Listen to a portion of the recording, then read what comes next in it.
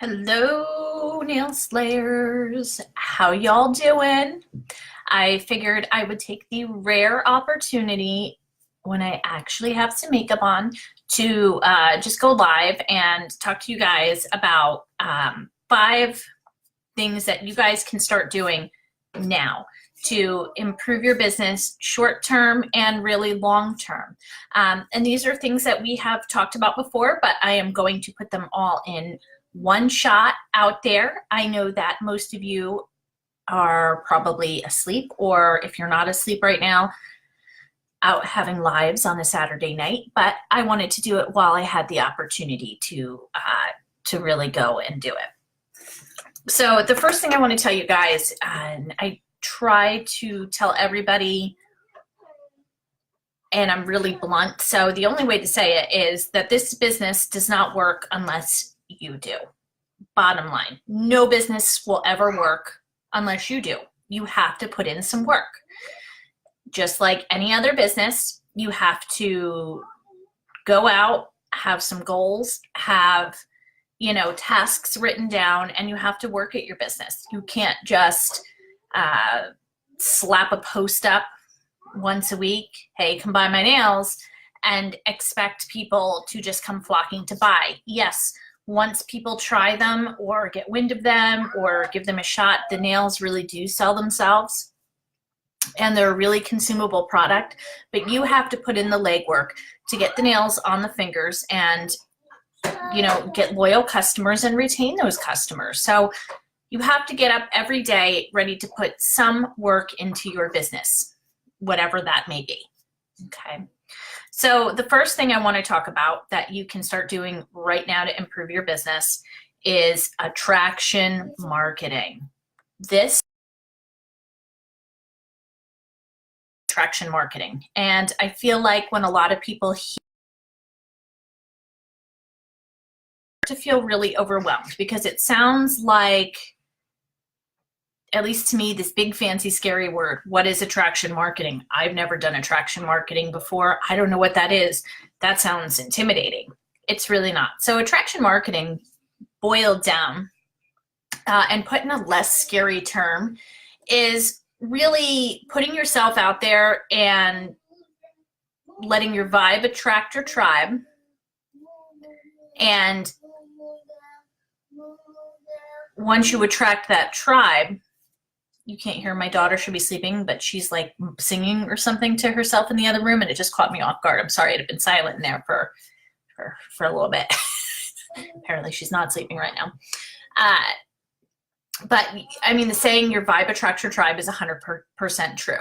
Okay, so attraction marketing is really putting out posts, content, pictures that attract the kind of person that you would want to be a customer.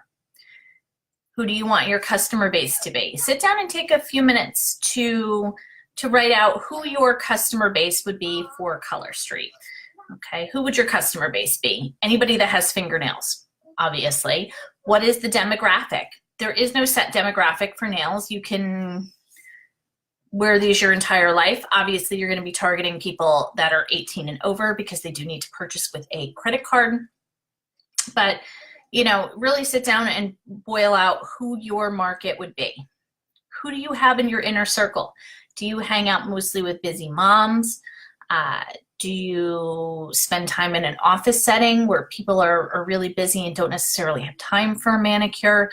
My niche and my tribe is something that I've figured out through trial and error, is mostly moms and women who can relate to who I am and my story. I'm a single mom.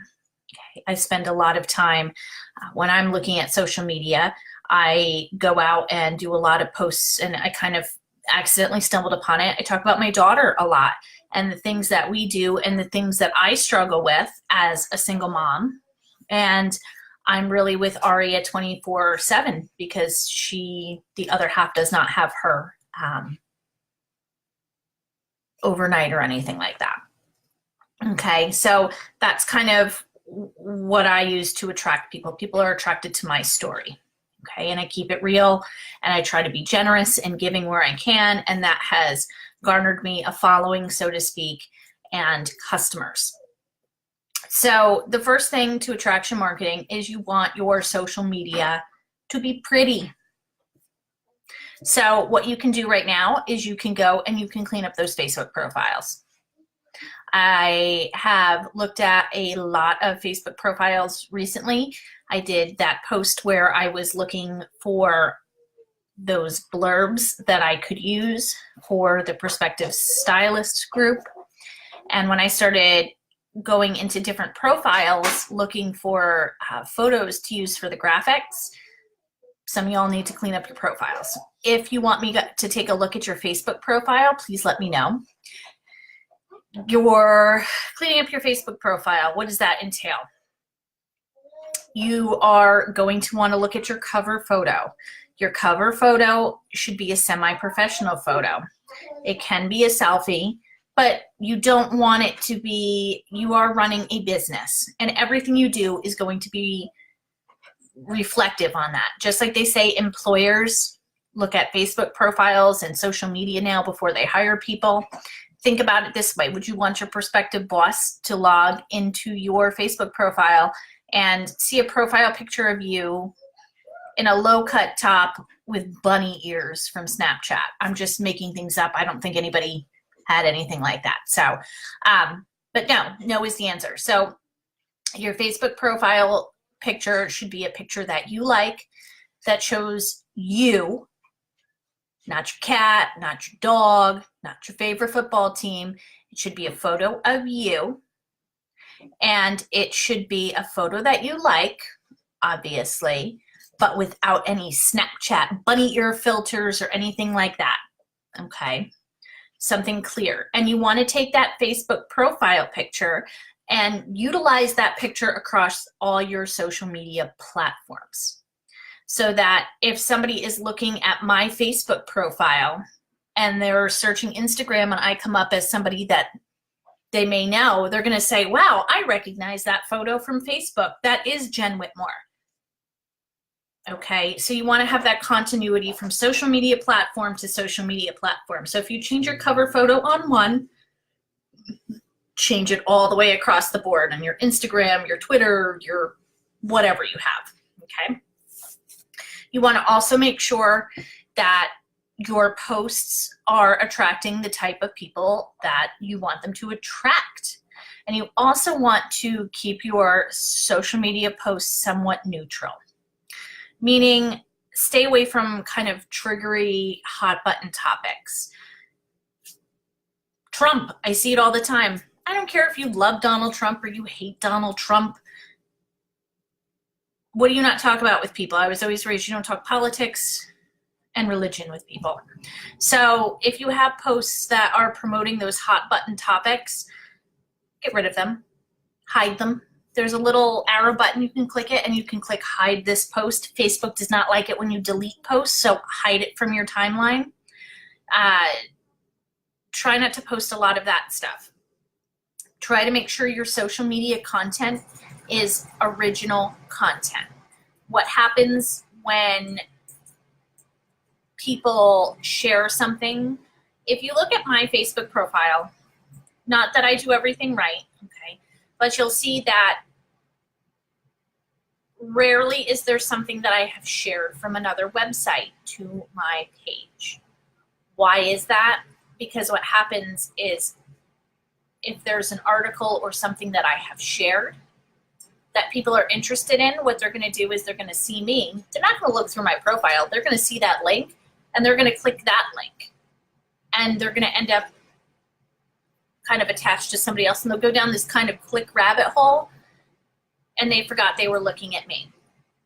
I would strongly suggest, unless you have privacy reasons or personal reasons or some kind of situation where you cannot, making your Facebook profile public so that people can find you and they can follow you without sending you a friend request. It's a great way to keep in mind that your content, when you share it, will be public, but it's a great way for additional people to see your content. Same thing with Instagram. If you have an Instagram, unless you have a reason for your Instagram profile to be private, make it public, because otherwise you could hashtag till the cows come home, but you have a private Instagram. Nobody is publicly seeing those hashtags. It's not helping you get followers that you can hopefully convert into customers. Also, you want people to look at your Facebook profile and say, holy crow, this girl is popular. People love what she has to say. And how are people going to make that judgment? They're going to look at how many post comments you have and how many likes you have on any given post. So my general rule of thumb is anything that has, it started out as 5 likes or less, or 5 likes or anything that, let me rephrase, I'm sorry. When I first started cleaning up my Facebook profile and trying to really up my social media game a little bit, I would look through my Facebook posts, and anything that had less than 5 likes or comments or a combination of the two, I would click that little arrow in the right corner of the post, that little down arrow, and I would hit hide this post. I wouldn't delete it. I would just hide it from my timeline. So if you look at my Facebook profile, because it's public, you can all look at it. If you look at it, you'll see that everything that I've posted, at this point, I look for 10 likes or less. Anything that has less than 10 likes, it gets hidden, okay? Somebody comments on your Facebook post, whatever it may be, make sure you're commenting back to promote engagement. Additionally, when you are looking at your posts, if you don't know what your niche is, if you don't know what people like to see from you content-wise, there's a really easy way to start getting a gauge for what it is that people might like to see from you. For me, it's my daughter. No one likes the crap out of any of my posts unless they have my kid, which is totally fine. She's way cuter and way cooler than me, so I'm totally down with that. So, as you're going through cleaning up your page, you're going to want to hide those shared links and hide anything that has less than 5 likes or comments or a combination of the two, okay? But the things that have more than 5 likes or have a lot of comments, there's a lot of engagement, take a piece of paper and write down what it was about. It was about my kid. It was about my dog. It was about what happened at work today. Whatever that is. And go back a month or 2 and do that. And you'll start to see, write down every single one, right? It was about work, check mark. Next one, it was about my dog, check mark. Well, the next one was about my dog, and people love that, check mark too. And look at, you know, those maybe 3 to 5 topics that really get a lot of engagement and start there. And that is what your particular audience at this moment likes to see. So keep posting that content as you build your audience. You're going to attract those kind of people in, okay? And it really kind of helps you narrow down what your niche is right now, okay? And you can do the same thing on Instagram as well. Hey, Amy Squared. I'm glad somebody else is awake. So the second thing you can do to start improving your business right now is mindset. It's all about mindset, right? Everything in life is about mindset. So, you know those people, we all know some of them, that you always say, like, that person always has a black cloud over them. Nothing ever goes right in their life. I don't think it's that nothing ever goes right. I think a lot of it is that they manifest that negative into their life. I did a post earlier this week about manifestation and kind of what that entails, and a lot of that is mindset. If you think positive, and really look at the bright side of things, even if things are not so great, that positivity is going to spill over into your activities and the things you do, and slowly, even when it sucks, if you just keep saying, you know what, that kind of sucks, but guess what happened today? That was right. And you know what? I did bad at this, but I'm going to change it. And the next time I do something like this, it's going to be great. That mindset, as you change your mindset to a more positive mindset, that's going to spill over and spill over and spill over into all aspects of your life. And that positive mindset will keep you going, right? So some ways to kind of manifest and keep that positive mindset is you're going to want to set goals. I write down goals for myself every single month.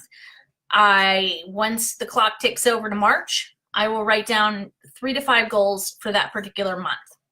And I always have long-term goals. So I always have goals written down, what I want in 6 months from now and what I want out of this entire year, okay? So maybe write that down. You want those short-term monthly goals, and you want to change those every month. You want a set of goals for what you want to see happen in your life in 6 months, okay, and in your business in 6 months, and what you want to see out of your business within this year, 2019, okay? You want to make sure that those goals are attainable, okay? Particularly those short-term goals, right? Because what's going to happen is if, you know, you are a new stylist, let's say, and you want to grow a team. When March 1st comes, if you just started 2 weeks ago, if you say, I want to recruit 10 people this month and I want to sell $5,000 in nails, that's great. And I hope that you can do that. But don't set yourself up for failure. Start with kind of small, attainable goals. And as you reach those smaller goals, you'll have the confidence as the next month rolls in to aim bigger and bigger and bigger and keep building. So you can start with a simple goal or simpler goals, right? Smaller goals. I don't think that they're simple goals, but smaller. Nothing I say is going to be right here because I don't think that there's any goal that's small. Everybody wants something different from their business. So an attainable goal could be something like, in February, I want to recruit 1 person. I want to start a team and I want to recruit 1 person.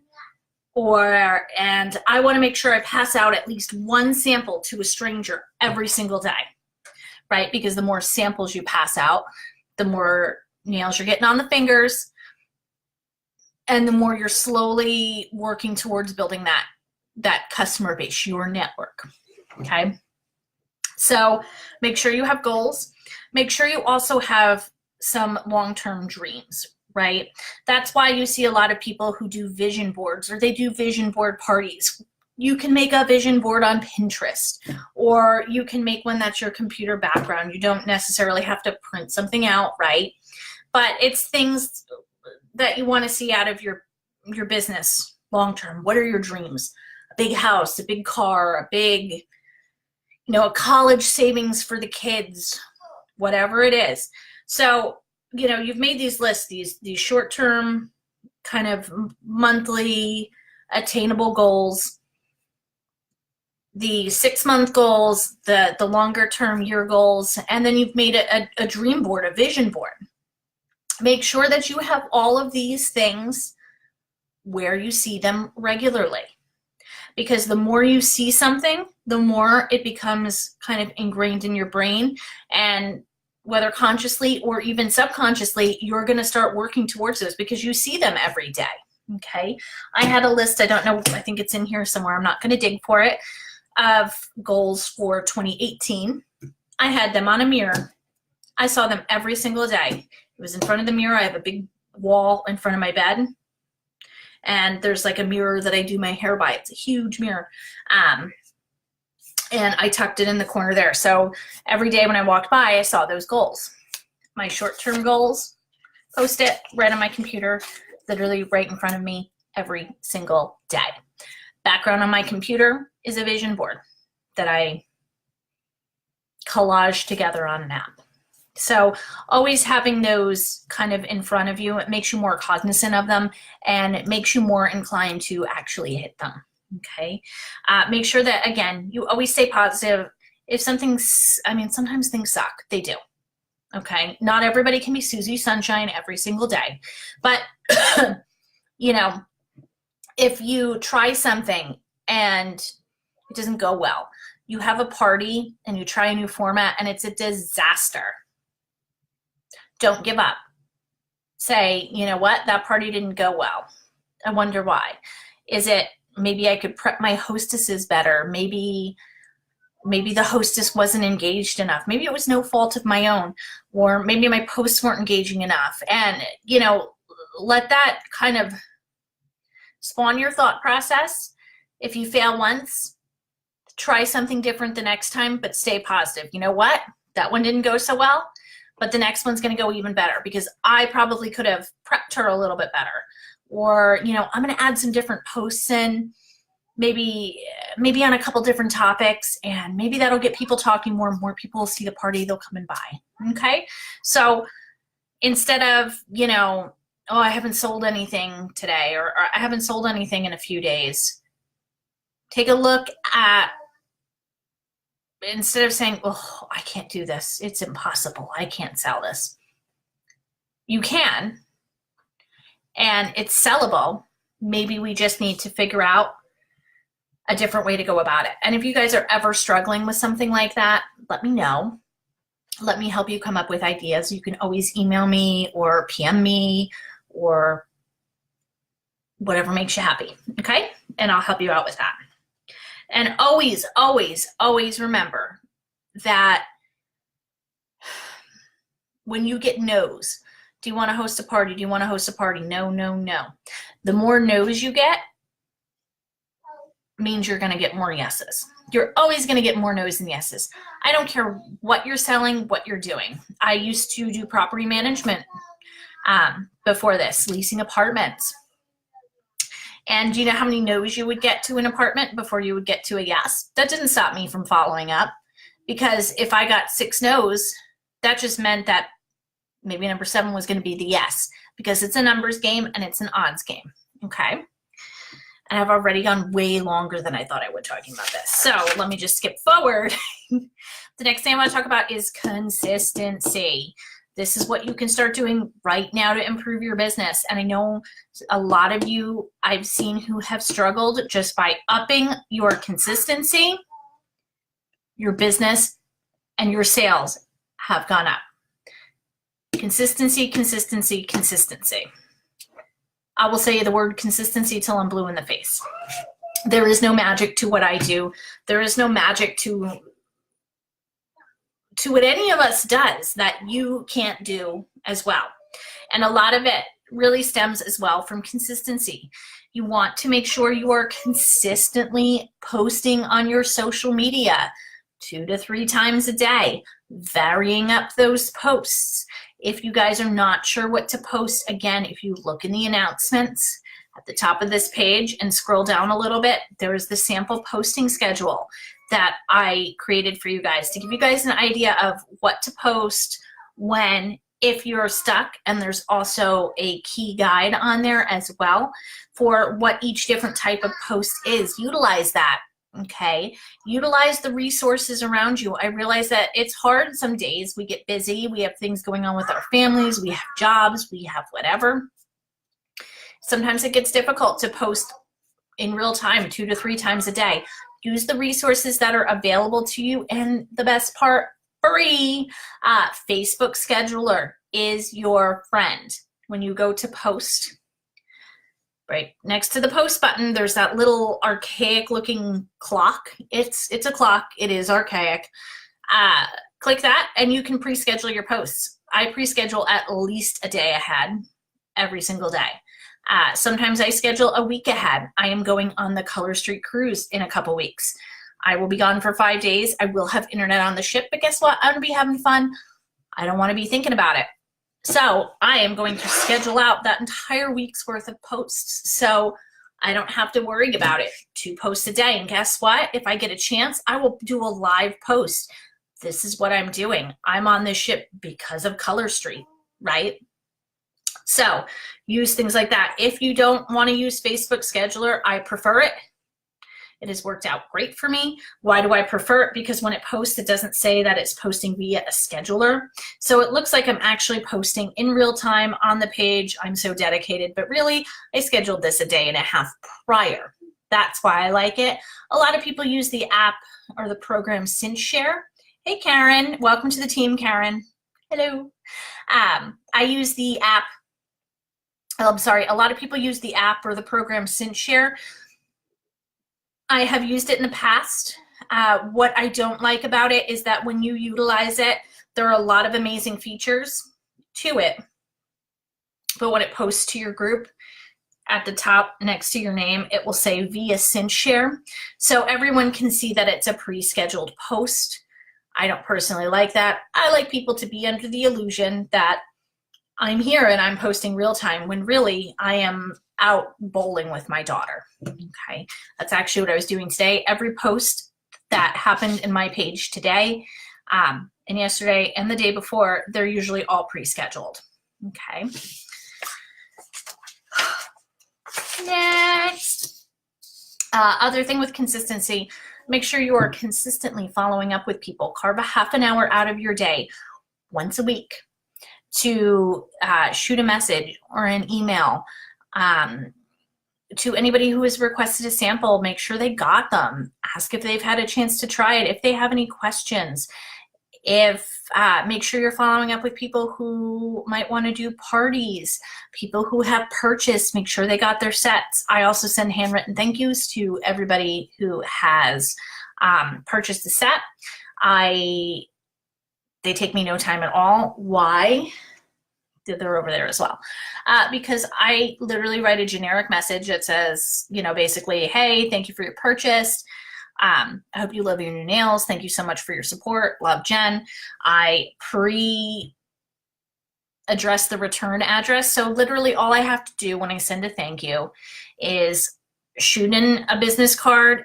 I also send a toozy with every thank you note, and then just address it on the front, throw on a stamp, and forget about it. So I really have figured out a way to get as much done in the littlest amount of time. Okay. And this is because I spent a year working like a dog. Okay. So I have figured out the easiest way to get it done for me in a systematic kind of short time span, right?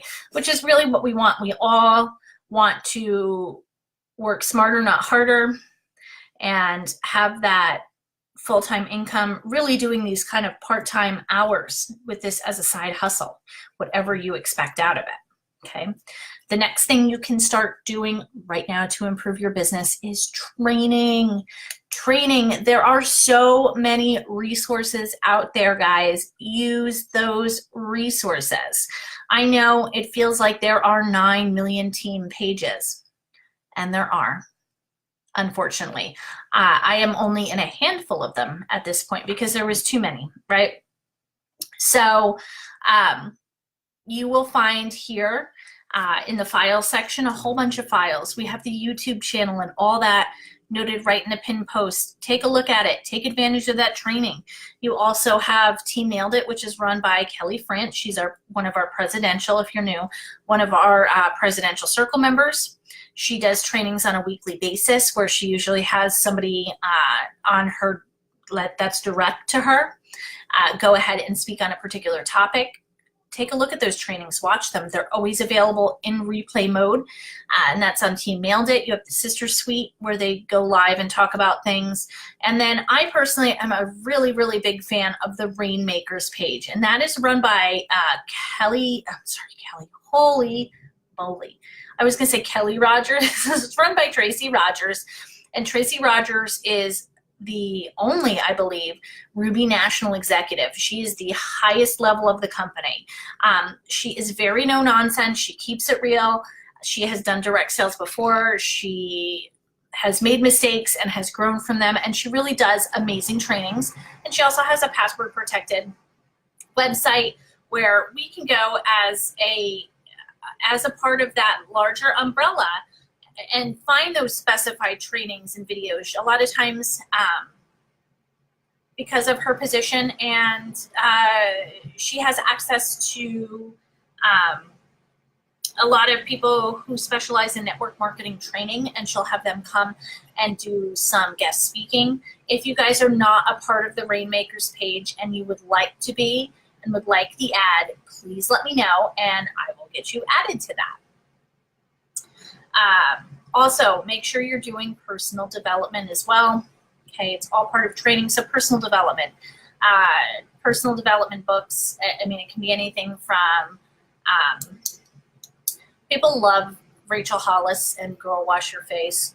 I personally do not like that book, but that's a topic for another day. I'm not a big Rachel Hollis fan, also a topic for another day. But books of that nature, right? I like things like Influencer. What is the one I just started a new one. You know, it's horrible. All the titles blended together. But I mean, I have read, you know, The Habits for Highly Effective People, things like that. Anything that will help you improve, you know, who you are, not necessarily in this business specifically, but overall. So make sure you guys take advantage of the trainings, okay? Because I don't do everything 100% the right way. I know what works for me, but what works for me may not work for you. You may not be able to relate to me and my story, even though I am your upline. And that's totally fine. You don't need to, okay?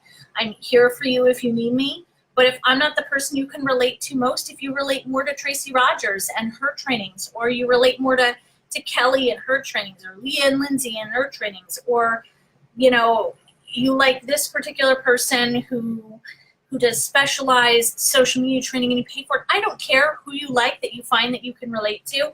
As long as you find somebody that you can relate to and it's helping you grow and learn and give you those extra tools that you need for success, okay?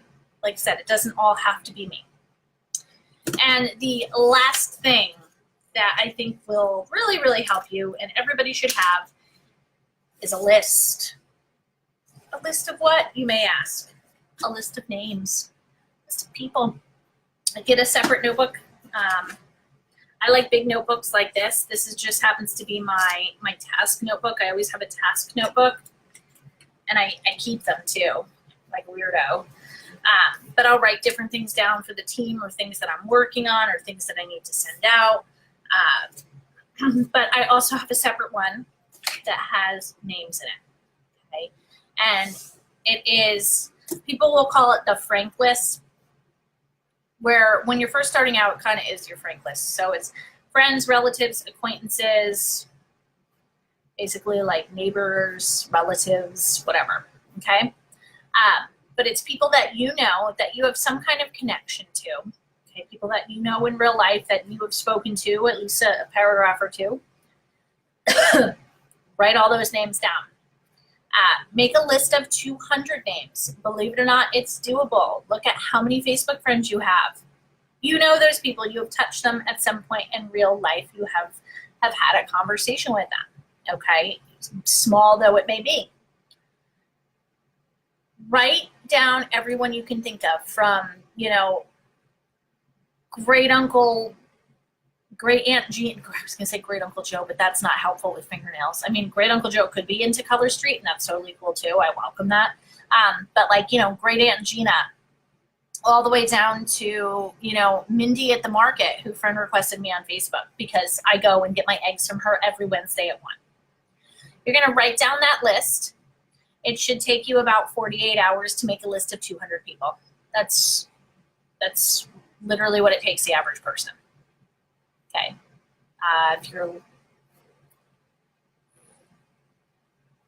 You can do 200. I was about to say, if you're above average, you might be able to do it in 24 hours. Okay.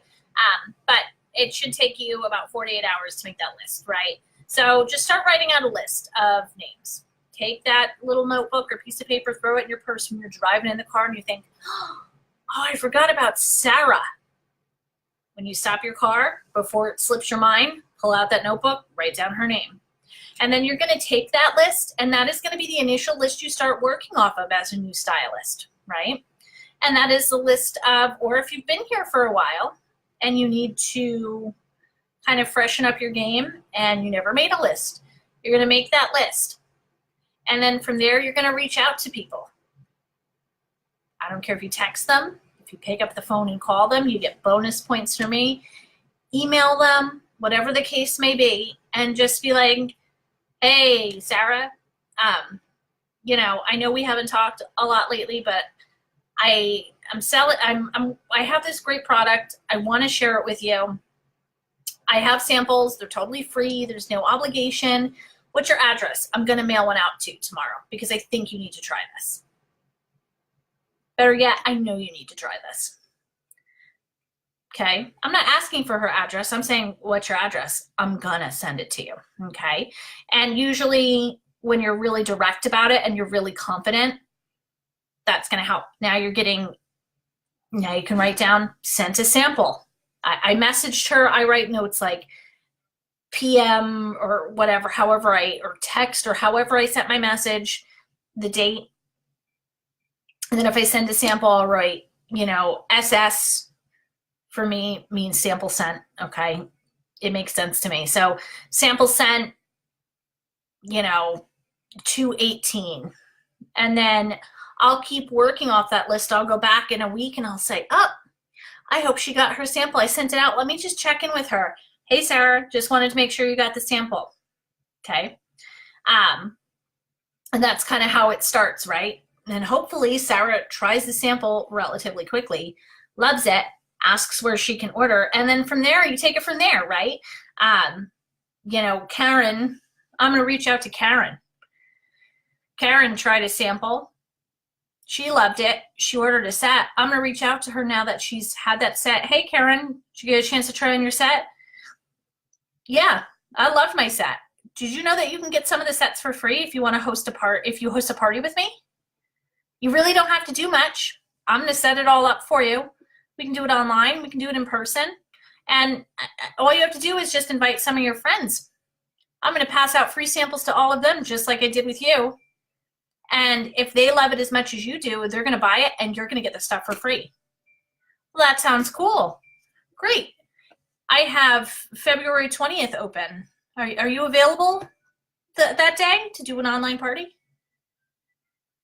Can I put you in my calendar for an online party? So really that list is helpful and you'll just keep working off of that list, okay? And eventually you can divide up the list. I have my list divided up into,